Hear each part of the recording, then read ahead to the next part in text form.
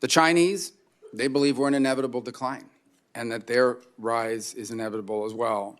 Like I said, they don't like the rules of the world as they believe were written by America and our allies, and so they increasingly are taking it upon themselves at every opportunity to challenge them at every domain. They steal our ideas on innovation and so forth so that their companies can do the things that we do, but of course do it cheaper and flood markets with those products.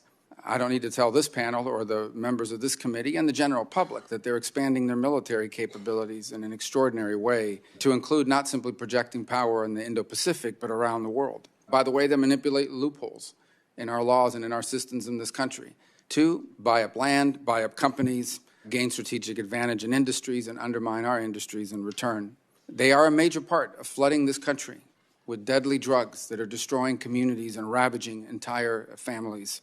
They've also gotten very good at hiring lobbyists and even deputizing the corporate America to come up here and lobby us for things that are beneficial to the Chinese goals at the expense of this country long term. And I think it's important to mention here today, they also happen to control. Anybody says they don't, doesn't know what they're talking about, because every company in China is controlled by the Chinese Communist Party. They happen to control a company that owns one of the world's best artificial intelligence algorithms. It's the one that's used in this country by TikTok. And it uses the data of Americans to basically read your mind and predict what videos you want to see. The reason why TikTok is so successful, the reason why it's so attractive, is because it knows you better than you know yourself. And the more you use it, the more it learns. The problem is not TikTok or the videos. The problem is the algorithm that powers it is controlled by a company in China that must do whatever the Chinese Communist Party tells them to do. And the only way that that algorithm works is if that company in China, under the control of the Chinese government, is given access to the data that TikTok collects. TikTok does not work without that algorithm. And that algorithm is controlled by a company that's controlled by the Chinese Communist Party